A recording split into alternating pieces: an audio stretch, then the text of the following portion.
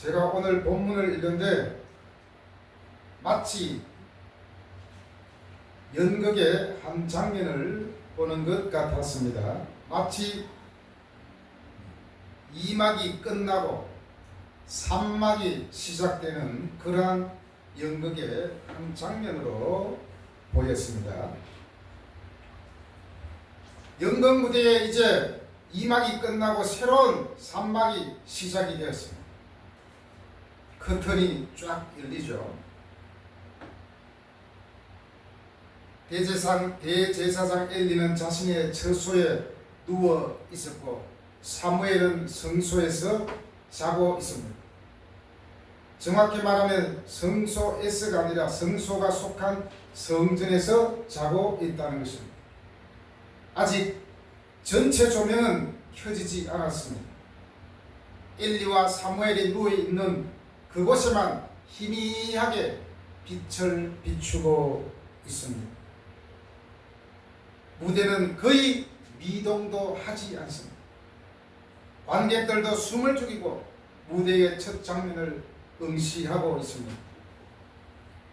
하나님의 임재의 상징인 언약궤가 놓여 있는 곳은 이상이 보이지 않았고 눈이 점점 어두워져가는 엘리와는 반면에 아직 꺼지지 않는 등불이 대비되어 나오고 있습니다. 지금 이곳에는 하나님의 임재가 강력하게 드러나야 하는 곳인데 하나님의 부재가 드러나 있습니다.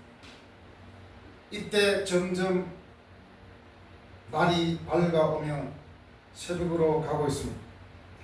그때 아주 또렷한 목소리가 한쪽에서 사무엘을 부르고 있습니다.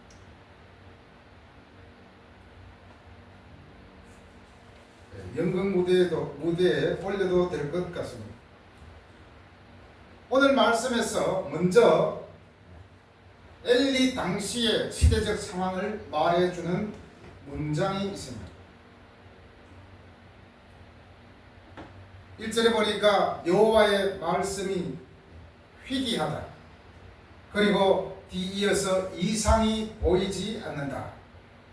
그리고 2절에서 엘리의 눈이 점점 어두워 가서 잘 보지 못한다. 이 세 문장에 있어서 우리에게 아주 부정적인 이미지를 던져주고 있습니다. 여호와의 말씀이 희귀하다. 여호와의 말씀이 희귀한 시대라고 언급하고 있습니다. 여기서 희귀하다는 것은 값이 굉장히 비싸다는 것입니다. 그리고 드물다라는 뜻이 있습니다. 왜 값이 비싼데 드물까요? 어떤 면에서는 너무 값이 비싸다 보니까 찾는 사람이 적습니다.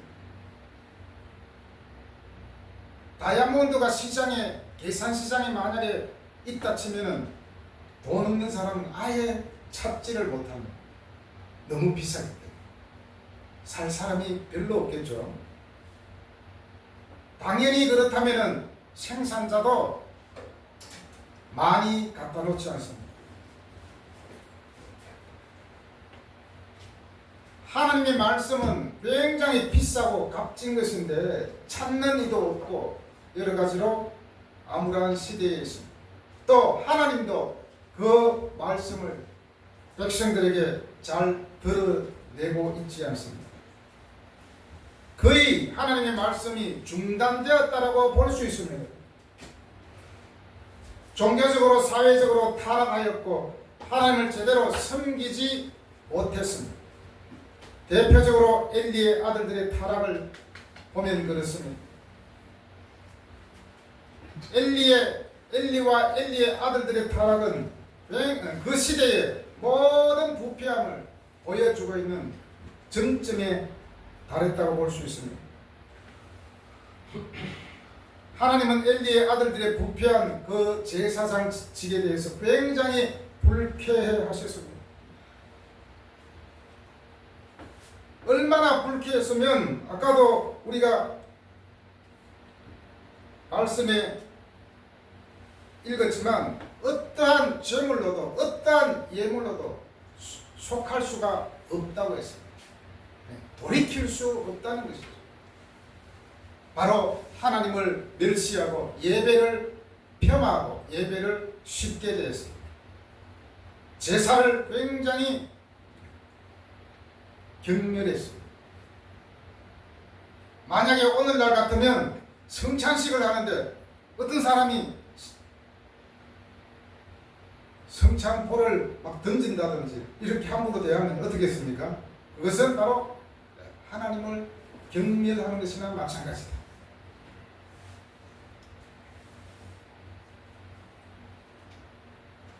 만약에 자식들이 아무리 말을 해도 듣지 않고 그러면 어떻게 합니까?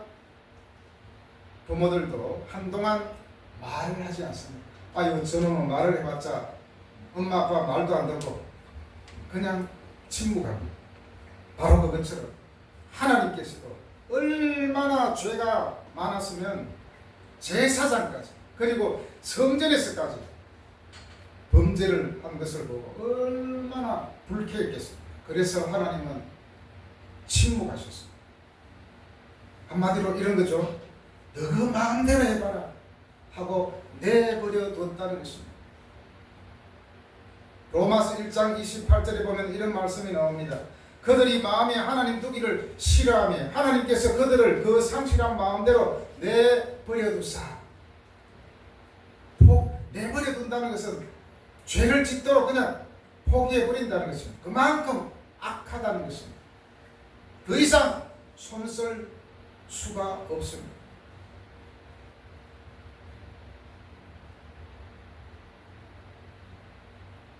그래서 어떻게 되었습니까? 이상이 흔히 보이지 않았다라고 말씀합니다. 하나님의 말씀이 선포되는 곳에는 꿈과 비전이 일어납니다. 하나님의 말씀을 찾는 이가 줄었고 하나님의 말씀이 멈추었다는 것은 그만큼 비전도 이상도 사라지게 된다는 것이죠. 교회가 하나님의 말씀을 선포할 때 거기에 하나님이 주신 꿈과 비전이 생기는 것입니다. 그냥 우리가 스스로 미래를 계획하고 나는 무언가 되고 싶다라고 하는 것이 아니라 하나님께서 말씀을 선포하실 때 그 말씀을 통하여 우리는 꿈을 꾸게 되고 비전을 가지게 되는 것입니다. 그 이상은 결코 없어지지 않는 그러한 비전입니다. 왜냐하면 하나님이 주셨기 때문입니다.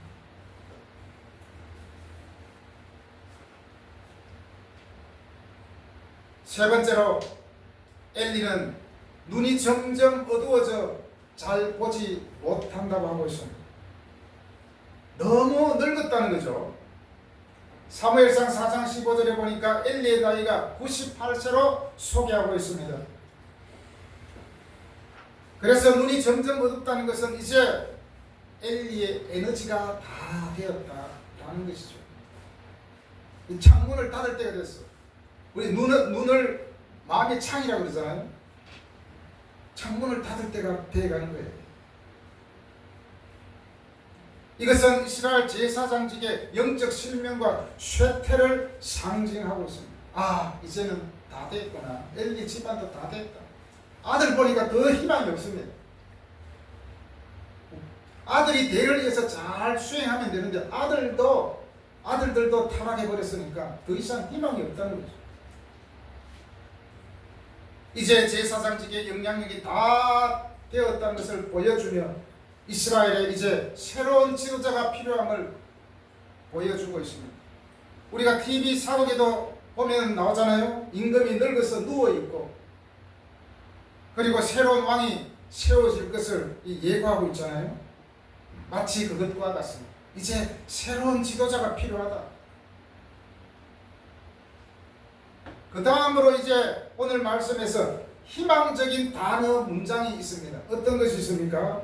1절 3절에서 찾아보겠습니다. 1절에 어떤 게 희망일까요? 1절에 희망적인 단어. 아직 못 찾았습니까? 희망적인 단어는 1절에서 아이라는 것입니다. 아이는 미래의 희망이잖아요. 어린이는 나라의 미래다 그런 말을 하잖아요. 아이 사무엘을 통해서 우리는 미래를 희망을 가질 수가 있습니다.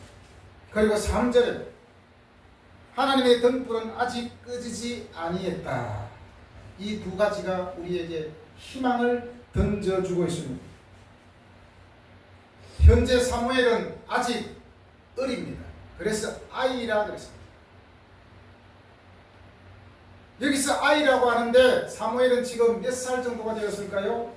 이스라엘 역사가 요세푸스는 사무엘의 나이를 12세로 그렇게 추정하고 있습니다. 이스라엘에서 12살은 이제 하나님의 성전에서 봉사할 수 있는 그런 나이라고 할 수 있습니다.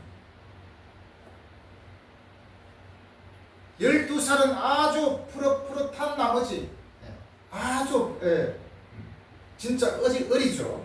12살이면.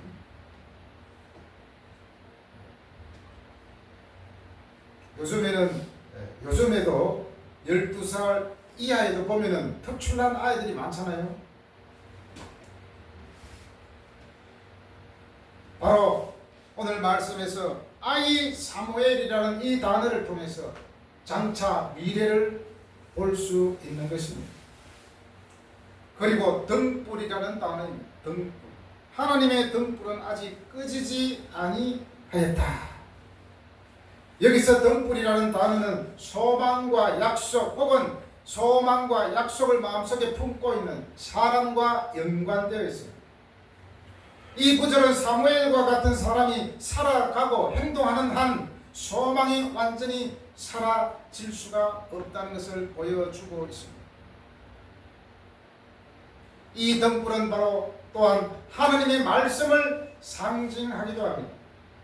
시편 119편 105절에 보면 주의 말씀은 내 발의 등이요 내 길의 빛이니이다 라고 말씀하고 있습니다. 하나님의 말씀은 우리에게 소망과 희망을 주는 바로 원동력이라는 것이죠. 하나님의 말씀의 등불을 켜고 다니면 인생의 길을 잃어버리지 않습니다.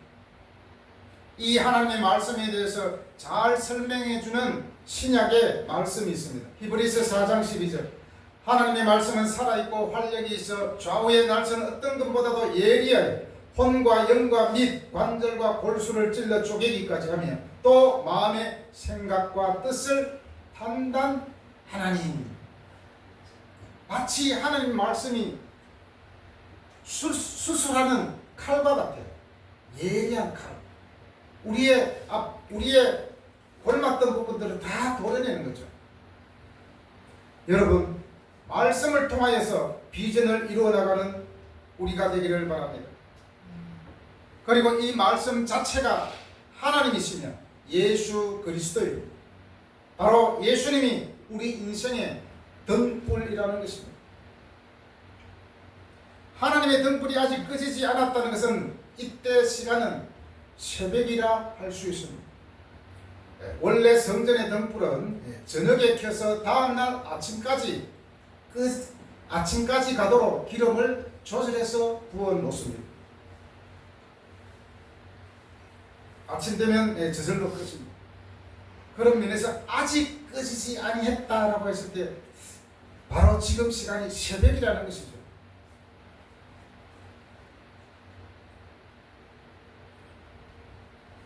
아마도 이것은 하나님께서 엘리의 부패한 아들들 홈리와 비나스가 관리하는 실로의 성소 안에 여전히 임재해 계셨음을 상징적으로 보여주는 것일 수도 있습니다. 사무엘이 하나님의 궤 곁 성전에 누워 있었다는 것은 모든 이스라엘 사람들 중에서 하나님의 보좌와 가장 가까이에 있었다는 것을 보여줄 수 있습니다.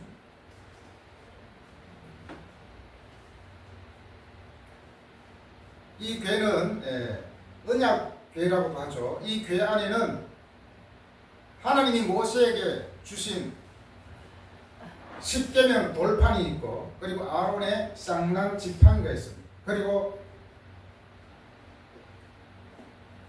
만나가 있습니다. 만나 맞죠? 세 가지.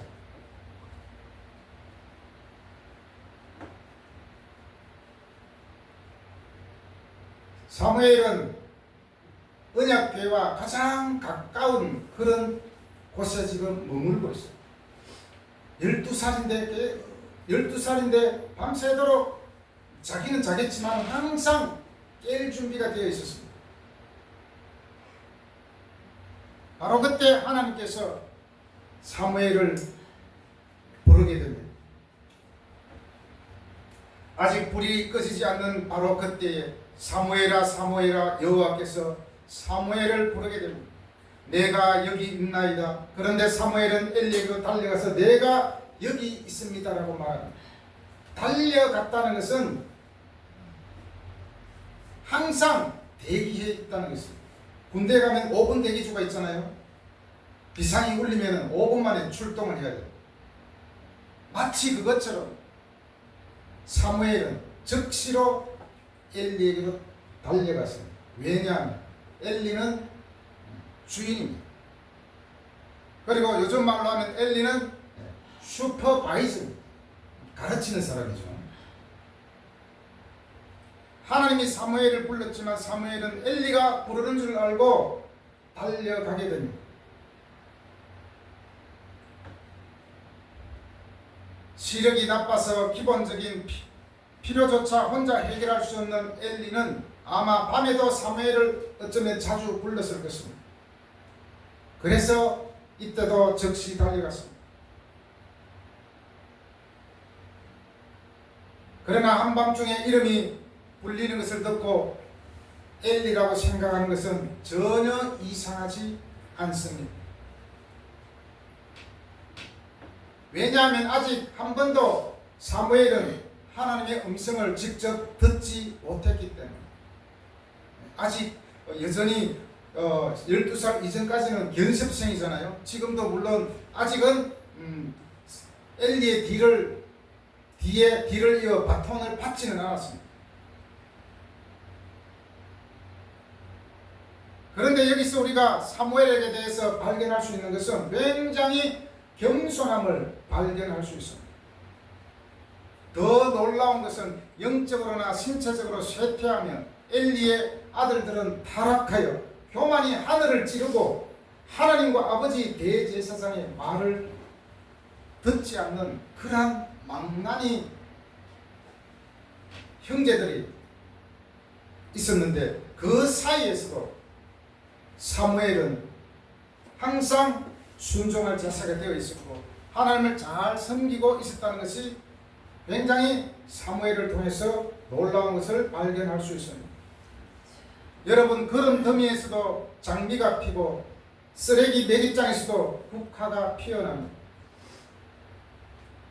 세상이 타락하고 악한 사람들이 바글바글 하는데도 함께 타락하지 않고 사무엘처럼 순수한 믿음으로 하나님을 섬기는 여러분이 되시기를 바랍니다.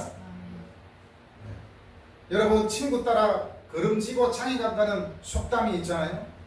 친구가 타락하고 친구가 나쁜 짓 한다고 해서 나도 친구 따라 타락하고 나쁜 짓 하면 되지 않겠죠. 예전에 보호관찰소에서 고등학생을 상담한 적이 있는데 너는 왜 여기 왔니 하니까 네, 친구가 도둑질 하는 거 망봐주다가 들켰어요. 망봐주는 거나 도둑질 하는 거나 똑같이 도둑질이에요. 우리는 결코 다른 사람을 핑계대지 말아야 합니다. 오히려 타락한 시대에 하나님의 말씀에 순종하여 빛과 소금이 되는 우리가 되기를 바랍니다. 하나님은 두 번째 또 사무엘을 불렀습니다. 또 똑같이 엘리가 부르는 줄 알고 엘리에게 갔습니다. 야, 너 안 불렀으니 빨리 가서 누워. 세 차례에 걸친 하나님의 부르시는 음성이 있었음에도 하나님께 제대로 응답하지 못했던 분명한 이유를 7절에서 이제 제시해 줍니다. 7절에서 사무엘이 아직 여호와를 알지 못하고 여호와의 말씀도 아직 그에게 나타나지 아니한 때라. 한나는 사무엘을 여호와께 평생 드렸습니다. 사무엘도 이미 여러 해 동안 동안 성소에서 하나님을 섬겼습니다. 그렇기 때문에 분명 지식적으로는 여호와가 누구인지 잘 알고 있습니다. 그러나 아직은 하나님의 특별한 계시와 말씀을 체험하지 못한 상태입니다.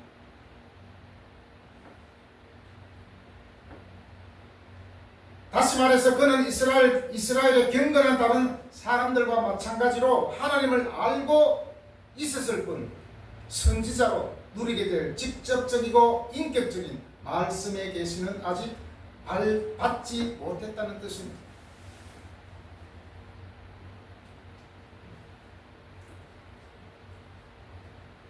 마지막으로 이제 엘리를 부릅니다.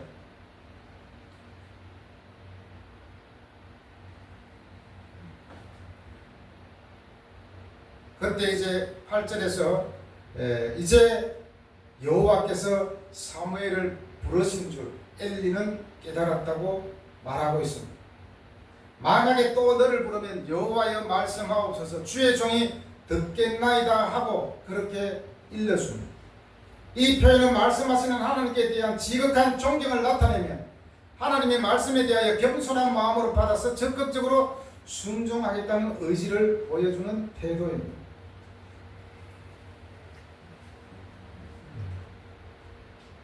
이제 12절에서 하나님이 사무엘에게 말씀을 전해줍니다. 내가 엘리의 집에 대하여 말한 것을 처음부터 끝까지 그날에 그에게 다 이루리라. 한마디로 심판할 것이라고 예고한 것을 이루겠다는 것입니다. 13절에서 심판하겠다는 그 이유를 말씀하고 있죠. 13절에서 엘리가 다 알고 있다고 말하고 있습니다. 그가 자기의 아들들이 저주를 자청하여 금하지 아니한 것이다. 아들들이 저주를 자청하고 또한 엘리는 자기 아들들이 잘못하는 것을 금하지 않았다는 거죠. 하나님의 제사를 멸시하고 업신여긴 것, 백주대낮에 성전에서 봉사하는 여인을 성폭행한 것을 말합니다. 아들들의 죄뿐 아니라 그것을 하지 못하도록 막지 못한 엘리의 죄까지를 말하고 있는 것입니다. 아까도 말씀드렸지만 얼마나 하나님을 경멸하고 무시했으면 하나님이 노발대발해가지고 이 죄악들은 제물로나 예물로나 영원히 속죄함으로 받지 못할 것이다. 무기징역을 때린 거죠. 마가복음 3장 28절 29절에 보면 이런 말씀이 나옵니다. 내가 진실로 너희에게 이르노니 사람의 모든 죄와 모든 모독하는 일은 사심을 얻되 누구든지 성령을 모독하는 자는 영원히 사심을 얻지 못하고 영원한 죄가 되느니라 말씀하셨습니다. 하나님을 경멸하고 하나님을 무시하고 성령의 임재를 모독하는 자는 영원한 죄가 된다고 말씀하고 있습니다. 여러분, 하나님은 언제든지 하나님이 언제든지 우리들을 부르실 때 우리는 하나님의 말씀을 듣고 순종할 준비된 한 사람을 찾고 있습니다. 오늘 말씀에는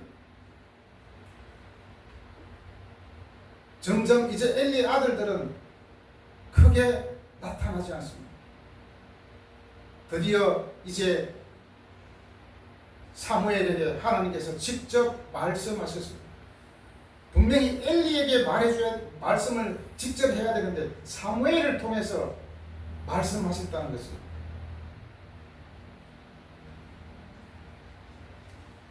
엘리의 두 아들처럼 하나님을 업신여기고 예배를 가볍게 여기는 사람은 결코 하나님께 쓰임받을 수 없다는 것을 우리는 말씀을 통해서 볼 수 있습니다. 소요리 문답이라는 책이 있는데 거기에서 보면은 사람의 제일 되는 목적이 뭐라고 되어 있습니까? 따라하겠습니다. 하나님을 영화롭게 하는 것과 영원토록 그를 즐거워하는 것이다. 네, 하나님을 영화롭게 하고 영원토록 그를 즐거워하는 것. 이것이 우리 인간의 제일 큰 목적이라는 것입니다. 바로 여기에 부합한 그런 복된 인생 되시기를 간절히 바랍니다. 아멘. 기도하겠습니다.